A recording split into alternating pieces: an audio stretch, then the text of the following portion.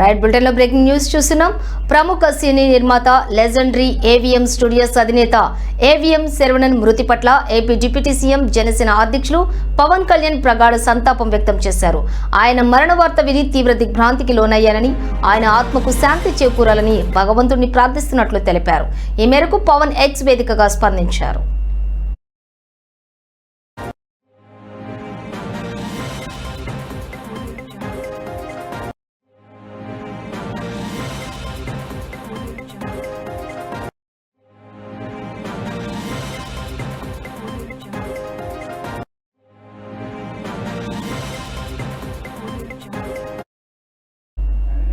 ఇక భారతీయ చలనచిత్ర పరిశ్రమలో సుదీర్ఘ చరిత్ర కలిగిన ఏవిఎం సంస్థను శరవణన్ సమర్థవంతంగా ముందుకు నడిపారని పవన్ కొనియాడారు.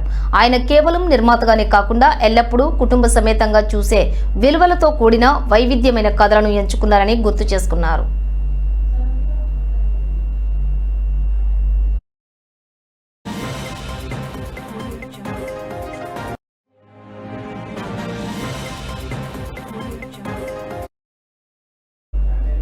ఇక ఈ సందర్భంగా ఏవిఎం సంస్థ నిర్మించిన పలు మైలురాయి చిత్రాలను పవన్ కళ్యాణ్ ప్రత్యేకంగా ప్రస్తావించారు.